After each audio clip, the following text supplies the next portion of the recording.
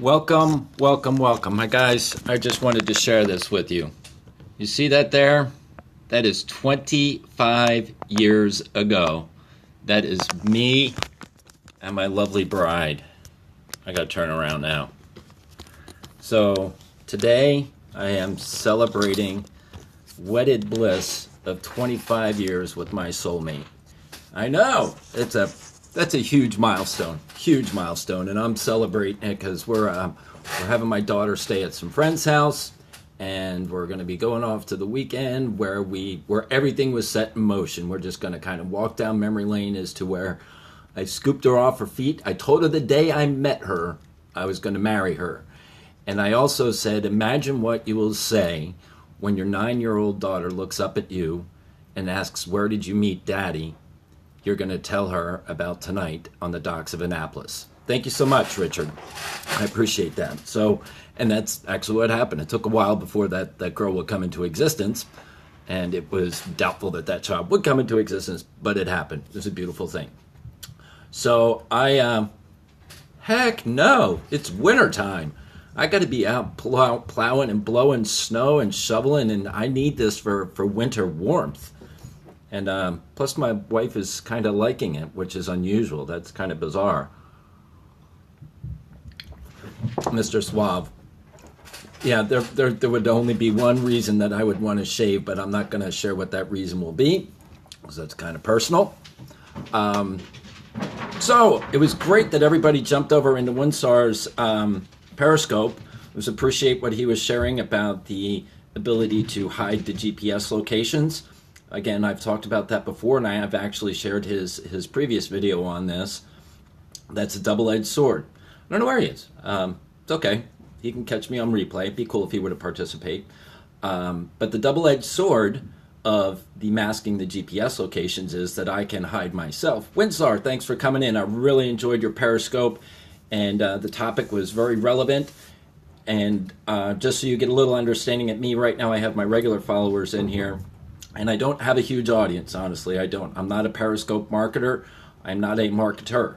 I'm a man who's got a passion about keeping kids safe on the internet. So those people that follow me or know me, I would ask that you follow Winsar as well. He speaks on some of the finer elements of Periscope and some privacy and security.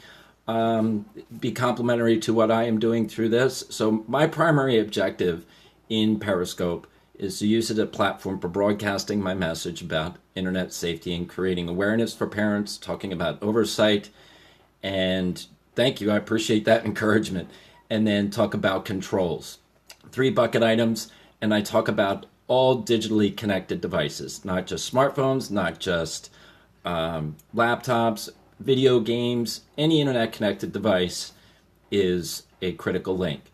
So it's really funny. Winsar was actually talking on his broadcast about trolls, and that you guys that follow me, we know what they are, and we know who they are, we know how they perform, and I'm going to also speak so Winsar has an understanding, because I have a completely contrarian view on how trolls are handled. And I'm going to go through a slideshow here in a second, but I'm going to make this slideshow available because of the people that comment in the stream here. I will give you a hyperlink to a PDF that you can download this presentation, just so you have an idea as to the multiple different types of categories or behaviors of what is identified as trolls. Now that word is a misnomer to me. It's one I don't like, but it is one that everybody is familiar with. And I say a troll is an individual, young person, teenager, young adult, mature adult, that has got pain in their lives. They're not getting attention, they've had pain inflicted upon them, and the way that they get this, the way they feel better about themselves is based upon what the people call this activity that they participate in various forums.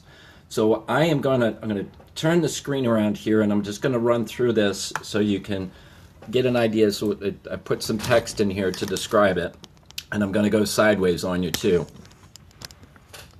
So what I'm creating is like a troll interpretation guide.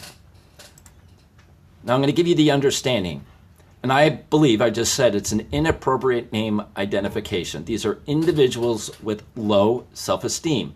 These are also individuals which receive affirmation in accomplishing certain objectives. And we're going to identify what some of those objectives are in a minute.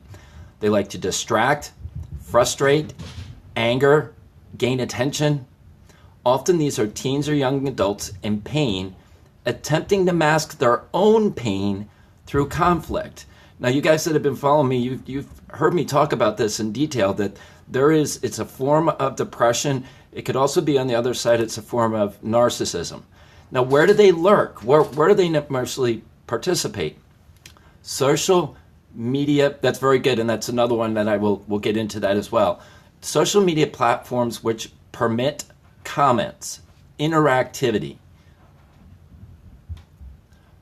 Pretty much any program, application, or activity where a photo, video, live broadcast, or a message can be left. Trolls can also be predators which utilize chat, comments, or videos to groom the available people and those that are easily influenced. So now let's go through a couple of I got about 18 of these. Now they participate differently on different forums, so I'm going to make reference to specific forums that people are known for doing this behavior, but the behavior can happen anywhere where people are interacting through texting, through comments, or through some back and forth feedback. The rabid flamer. This person likes to make trouble for his own amusement. If nothing particularly nasty is going on, he'll whip out his flamethrower and burn everyone in his path, especially denizens of parenting or pet chat rooms. I'm sure you're going to recognize some of these. I put this really together fast and some of my images didn't stick, so I apologize for that. The priggish grammarian. We know this person. No matter what the discussion is about, the priggish grammar troll will ignore the argument and pick on the one word you used incorrectly a lot, or misuses of there, and there. This happens a lot on Facebook, that people are making those kind of statements. The crybaby. If someone says something mean to the crybaby, she'll become hysterical and swear she's never coming back to a particular chat board or a social media platform. Of course, you'll see her 3 days later when she slinks back from more abuse. The crybaby often tells you on to the mods and swears she's going to get you banned. This is, when I talk about the different platforms, these also happen in the video gaming experience. So you will experience these kind of trolls quite frequently in the video gaming experience. Never give up, never surrender. This troll is always right and will battle to the death to prove it. There's no point in trying to fight her or him. If she can't back something up with reality, she'll make something up just to show you how wrong you are. The retroactive stalker. The retroactive stalker will go back in time to find every post. Craigslist is one of those areas this happens a lot. You ever made until he finds something embarrassing you said, even if you posted it 3 years ago. After that, whenever you post anything new, the retroactive stalker will link to old posts in an effort to discredit you. The lame teenager. I would say tween, teen, and young adult. This is not meant to be a category of time. Lame teenager responds with clever sayings like, I know you are, but what am I? Or I'm rubber and you're glue. Whatever you say bounces off of me, sticks to you. Warning, sometimes the lame teenager is really a 40-year-old guy who can't think of anything better to say. This is those that are vocabulary weak. They often respond in profanity. The self-feeding troll. This guy likes to argue, even when someone else in the foe tells him he's wrong. Without support from his non-existent friends, he changes handles or makes up new ones to show the foe how loved he is. In one social media platform, particularly, the self-feeding troll loves to exist, and that is in a platform of blab.im. The bored hater. This guy loves to make problems, usually out of sheer boredom. His posts are vile and hideous for no other reason than riling up total strangers. His arsenals include racism, sexism, homophobia, and religious intolerance. The bored hater is also heavily prevalent in the domain of Periscope. We will find a lot of bored haters that will come into the Periscopes and create mayhem. Nellie McNeggerson. Nellie likes to show her displeasure by negging every post you make, regardless of its comment. If you say cool, she'll negative you. If you say thanks, she'll negative you again. She might even create multiple accounts so she can even negative you 4 or 5 times. Believe it or not, here's another platform that you may not be aware of called Yelp. It is a food rating, restaurant rating platform. And I can tell you one example of this is Amy's Bakery that was in Arizona. And if you do a Google search on Amy's Bakery, you can get some really firsthand how this woman's business was turned into bankruptcy because of the swarm of Nelly Negersons. The sharing troll, also known as the terms of use violator. This psycho will find out your personal information and post it on message boards when you anger him. For example, when he's been an ass to someone and you step in to tell him to knock it off, he'll use your real name and post your address. These people are problematic.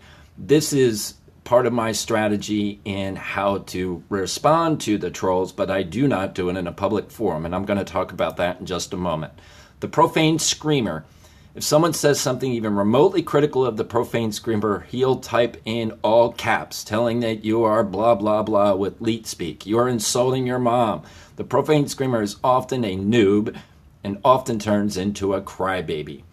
Now, I put these into categories. There are more categories, but these are the ones that are most prevalent to our experience if we have any life in social media whatsoever. The white knight, we've run into this person. If the white knight thinks someone has hurt someone's feelings, he'll put on his shiny armor and joust for honor and goodness, even if the attacked person tells them to shut up. I call this one the rescuer, and that they feel affirmation by being the rescuer. Thank you guys for all the hearts. I appreciate it.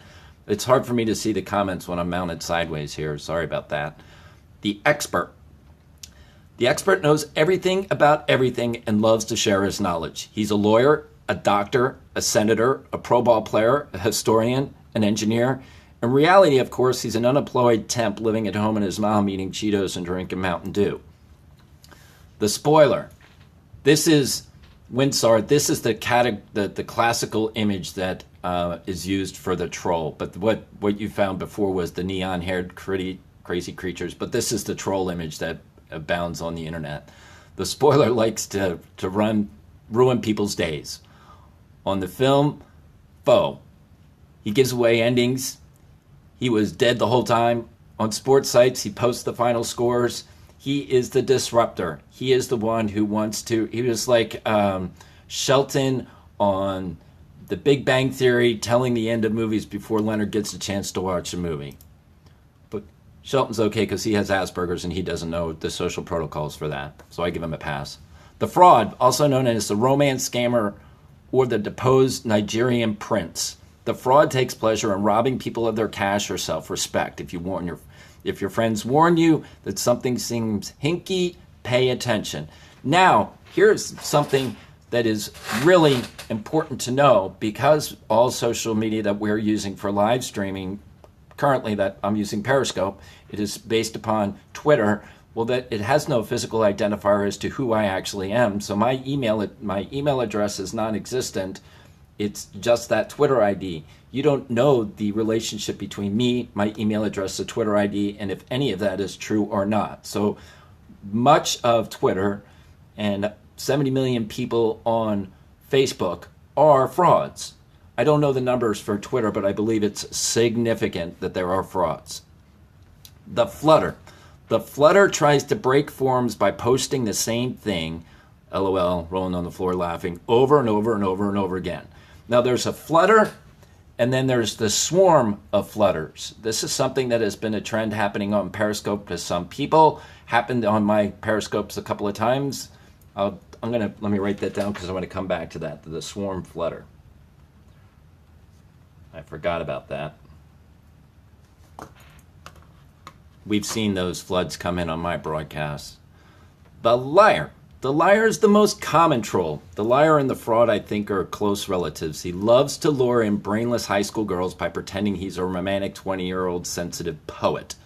The liar is fairly harmless as long as you don't set up an internet relay chat to meet up or set up a private scope.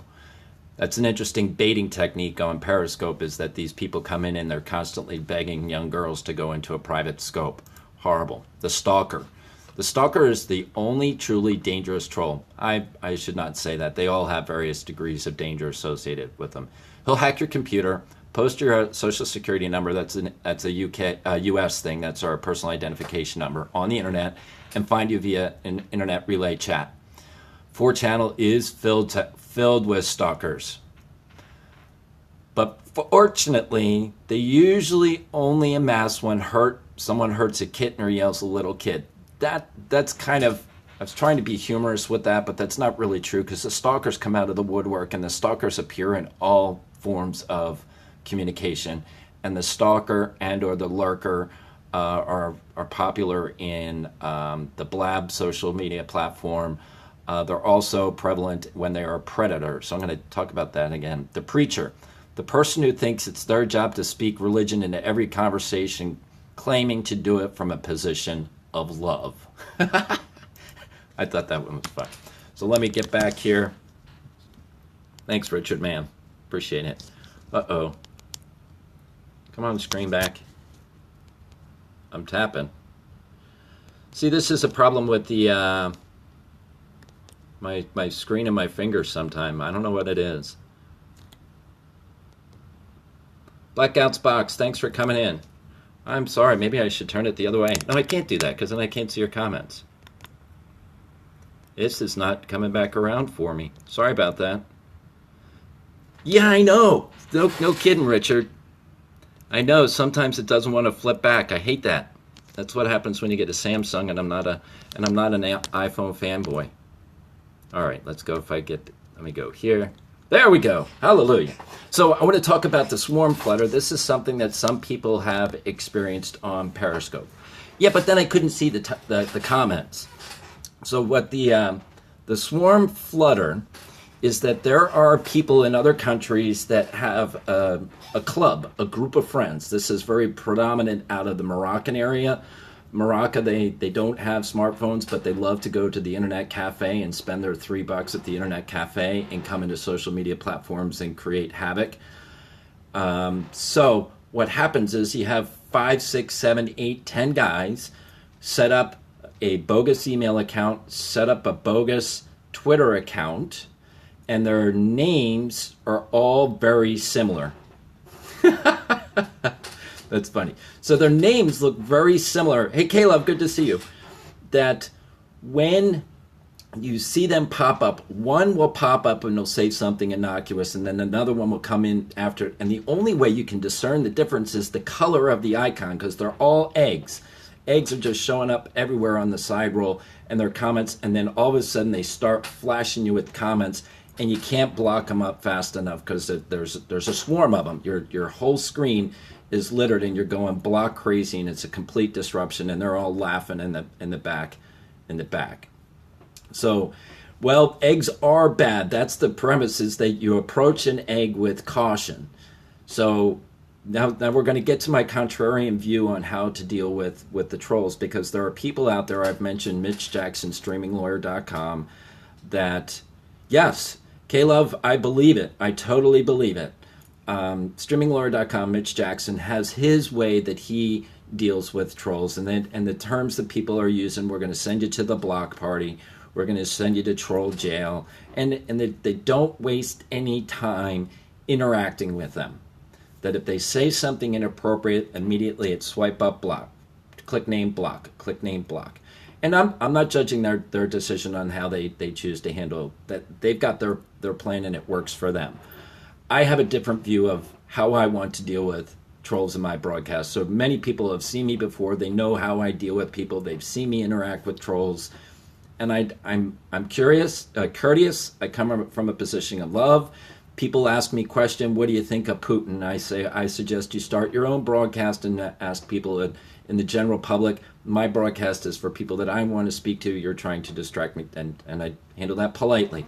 Then I have other people which are more intrusive, that say things that border on profanity, and yeah, I have. You can go back to my broadcasts about 3, 4, 5, 6 broadcasts ago. I can't remember, but I did one, and there was a conversation I had with one that I exposed him. I'm going to get there in just a second as to how I handle them. So I'm not going to block them. I'm going to let them know that there's a consequence for their behavior. And if they choose to continue with their behavior, I will let them know here is the consequence. He might be Winstar. It's very possible that the propaganda machine is great on all continents. So when those comments come in, I say, first I'm going to address the profanity. Listen, this is a profanity-free room. If you have such a limited vocabulary, I suggest you go read a few books and come back in where you can use more appropriate words to communicate something of power as opposed to just dropping power bombs. That's just thing. It's a limited vocabulary. If you have a limited vocabulary, I don't have time for you. Refrain. If I see another profane word come out of you, I am going to remove you. But please bear in mind that I have a record. I have a record that this is a live streaming platform that has a video archive as to what has happened. So what you have provided me with is visual evidence as to who you are and the comments attributed to you in the context of what I am doing. So what I am telling you is if you do it again, I will find you. I will find you through your social media presences, and I will take this video, I will edit it, and I will create a file, and I'm going to take my media research and find out where you are, and I'm not going to send it to your parents, but I'm going to send it to those that are influencers in your life. So I may send it to your school, I may send it to your professional coach, I may send it to your youth group leader, I may send it whatever I find in your sphere of influence based upon your social media profile. Now here's the issue that I always talk about with kids on the internet. Kids have the knowledge of how to use this, but they don't have the wisdom on the appropriate use. As parents, it is our job to instill wisdom into our children. Those brain nodules are not connected until they're 19, 20, 21. That's not formed yet. It's still in the creating side. So as parents, it's our job to model wisdom. It's our job to teach wisdom and to also apply discernment. So when we're dealing with those people, I acknowledge that they have the knowledge. They're using it poorly. Whatever their model is for using it poorly, maybe their parents communicate that way. And if their parents communicate that way and they give them a pass, that's okay. But when it comes into my domain and I make the warning to either stop the behavior or I'm going to expose the behavior. So several scopes ago and several people in here had seen how I did it real time. I had a kid come in and he kept going and he kept going, and I had this very similar dialogue with him in the room. And when it came to the end, I said, listen, I'm going to find you, and that I am going to share what I have found in this video record with those people. And then he comes in and he's like saying, I'm sorry. And I'm responding, listen, I got a series of 5 comments that are all this negative stuff, and I catch you and I'm going to expose you, and now you're apologetic. Which time were you lying? Were you lying when you started with those 5 nasty comments, or are you lying now that you're sorry? I don't believe it, but I'm going to let the evidence be my weight. I'm going to say your single apology does not overcome those 5 nasty statements that you did. So I'm going to do this. And then I scoped what happened when I took that email and that file and I edited it, and I found the kid, found him in Colorado, found that he is a hockey player on a hockey team. He moved from Russia, and that he is known on the hockey team, and I sent it to his hockey coach. I sent this email to the hockey coach. That is some people's approach, Luke, baby. That is an approach. But I look at the trauma of what's happening on the internet, in that parents are not doing their job because they're not aware of the dangers. They have no oversight on what they're doing, and they've got no hard controls. So these kids are victims of their parents' incompetence. That sounds harsh, but it's a reality. These kids are victims with the power and the knowledge without the wisdom, that they're putting their own selves in harm, and that I want to help them. So my position with trolls is one coming from a position of love, and that I don't want to condemn them. I want to rescue them. So what I did in my communication in exposing this person and sending it to his coach, I think you got this upside down, troll sniper. Maybe we're entitled to have our different opinions on how to handle it. I want to see these kids as damaged goods, that they're in pain. Whatever the catalyst of their pain is, maybe another person that is hurting them. There's pain coming from another direction. If we don't address that pain, that troll is in a high probability of creating more harm toward themselves Oh, okay. I'm sorry. I was getting confused. All right.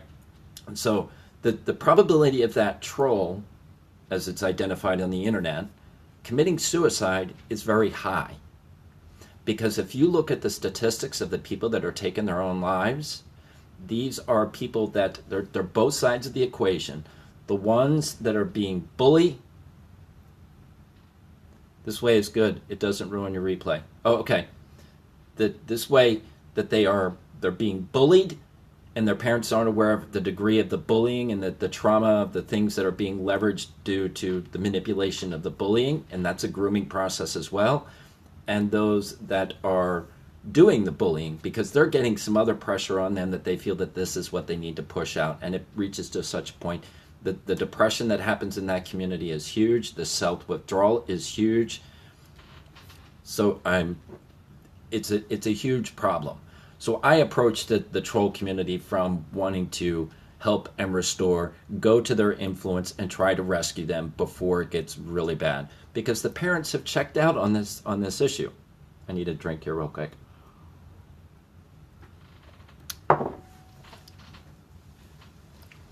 So I have been rallying. Angel Eyes, you know, it happens. It is part of our existence. And I often say that text images and 3 words strung together, they're pixels. And they really shouldn't have the power to harm us. They really shouldn't. We should be strong. But if we don't have a strong sense of self-worth, that we are going to be affected by that communication in those words. And I also talk, when I'm talking to parents and I'm talking to kids, that the real issue that's happened is that there's been a different identification for where children derive their self-worth. It is my goal to love and encourage and nurture my daughter so that she has a strong sense of self. I help encourage her to surround her with friends that lift her up, the sign language for lift up, to lift her up as opposed to push her down. But I understand there's a whole other culture that is going to be out there influencing that to the contrary. But what has happened because of social media, because of what I'll call the Kardashian phenomenon, all inward focused, the selfie generation, which is coming through with my daughter right now, 200 to 300 selfies a day, that self-worth is found based upon comments, likes, and shares. The term I use is external identity locus. Their locus of their worth is based upon what their visibility is in the social media space. So when they go out and they're posting something on Instagram, they're looking for that immediate feedback that somebody likes it or approves it. Or they're looking at how people are commenting or how many likes they get. Richard shared with me a video today that absolutely made me want to puke. It was a prank that was done in the UK where these boys got together to prank one friend that they pretended to kill their one friend right in front of them. I put it up on my Facebook page. It was absolutely disgusting. But this is exactly the point I'm talking about. Look at the level of depravity people will go to get visibility on YouTube. There is no limit as to what people will do to get visibility, to get comments, to get likes, to get views. What is that video up to? 4 million views? I'm guilty. I watched the video, but it's a great teaching tool for me to show you the insanity of depravity of what this external identity locus does to people. Like this, so far I got a troll in my real life. They're out there. My approach is I find them and I expose them and identify them. And I'm building a team of people that rally around my mission about how to keep kids safe on the internet. I'm building that team. I've got tons of content to talk about this and parentdome.com, the teaching tools and about all the risks associated with the internet, the solutions, the strategies. Consume it as need be. But the point is that this is a very complex issue and it's a very sensitive issue. Because as an individual here preaching from the mountaintop, there's 2 responses I constantly say people get. Is that parents say, not my kid, but that's based upon ignorance. Remember, I say ignorance, the true definition of the word is don't know. I am not calling somebody the Latin term ignoramus. No, I'm just saying you're ignorant. You can't know what you don't know. So I want to increase your awareness to see where the dangers exist. You can make your own decision based upon your family dynamic, the blended families, the age appropriateness, emotional development of your children. Every family's unique. Everybody's worldview is different. So when you've identified what is your priority and objective, and I try to point out to parents that we have a common goal. Most of us have a common goal, is that when we raise our children, we want them to come out at that age, whatever it is, 17, 18, 19 years old, better than the life that we experienced. I believe that as a parent, that the majority of parents have that as the objective. But we have a limited time to do that. They're under our care and custodianship for 17 years, and we only have 10 years to really impact that little life before it's going to have to spend another 70 years outside of our care. And hopefully we've given them enough tools and skills to get out to that 70 and make it, and not rebound and rubber band back into our home. Now, this awareness, because of the internet's permanence, we have never experienced such a risk in our lives as this right now. Right now, we have children have lost hope because of, and this is a U.S. predominant issue, I can't speak to the U.K., but the hope is waning because kids are going to college. They're coming out of college with $150,000 in debt into a job economy where they may not be having the skills to get the job, but the job is not available, but they're in debt. And you can't avoid that debt anymore. You can't declare bankruptcy. You're throttled with that debt forever until it's gone. And the government wants their money back. So the children are going out now, and they're going to continue to go out into the workforce, and they're going to be rebounding back. Well, here's the thing. The internet and the permanence of it is going to take a whole crop of children and preclude their ability to get into college because of what they have done on the internet. Those physical images, those texts, those videos that are in the public domain, that a college is going to look at your GPA, they're going to look at your grades, they're going to look at your curriculum vitae, they're going to look at your... No, they cannot. That has been taken off the table. So they're going to look at your academic background, they're going to look at your volunteering, and they may look at a thesis or an essay you've written. But they're also, if you're coming into the school, they're going to look at your social media experience. They're going to investigate you. If you're going to be a candidate, you're going to be scrutinized right out of the gate, yes, no, based upon the paperwork. But then they're going to take another deep dive, and they're going to look at what kind of character do you have. And their character, they're going to interpret based upon what your social media experience is. So that's one thing. That precludes or can help you or hinder you in going into college and or possibly getting a scholarship to college, or possibly getting a scholarship based upon sports or academics or theater or whatever. Those are limitations, this permanence of what you do on the internet. The next step is you take it from the school age to the collegiate or university, and you come out into the working world. The employers are going to look for the same thing. The employers are going to look at what kind of character do I have in this person coming out of college. I see what they did in college. I see their grades. I see their papers. I see their research. I see their volunteer work. But what's the character of this person? So I go back and I see the upside down keg stands at the frat party. I see them hookah smoking pot in a yurt in Nevada. Fired for a pic on Facebook. Yes, teachers are fired all the time because of photos that emerge or pop up through social media. Because it only takes a little bit of time for those kids to do the research to find out what is going on. Jim Jonesboro, I don't know where you see this daily, but I'd be interested to know where you see this because it's complementary to what I'm talking about. I'd be interested to know. So that permanence affects not only their ability to get into college, their ability to get into a career. Now, don't have to take my word for it. In my website, I provided access to numerous press releases and downloads that talk about this. I often tweet the new event.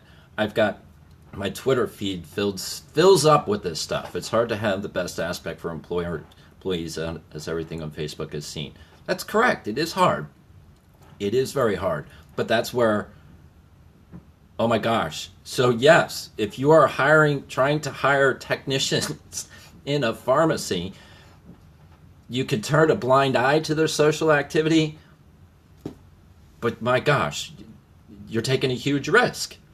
That is the outward-facing person that's interfacing with the clients that are fulfilling their prescriptions. So you got to be very wise on how you discern. I mean, if you're flipping burgers and punching a cash register at a fast food joint, it's not such a big deal, because that job doesn't have the expectation of a certain type of individual. You want to be treated respectfully, but there's not a lot of vetting in that kind of role. It's not a high level job. But if you want to get a job that's going to be able to pay off that college debt, you need to make more than you are working at a fast food restaurant, and you have to put your best foot forward. As I've shared, I've talked numerous times to the police, and the police absolutely scour people's social media profile before anybody is evaluated as a candidate to go into the academy. And they tell me all the time that people, like, what possible clue do you think you could have to think that you could get into the academy if you've got photos of you smoking pot out of a hookah in a college dorm room? How do you think that's even possible that you would have a job in law enforcement? You have video and photo evidence of you breaking the law, and that you want to now come and be part of the law enforcement. I know I look like a lot of things. That's a new one I'll add to the list. Appreciate it. So when I'm talking, just a recap, that I am talking about how to protect kids on the internet. My number one mission, talking to parents, caregivers, about how to increase your awareness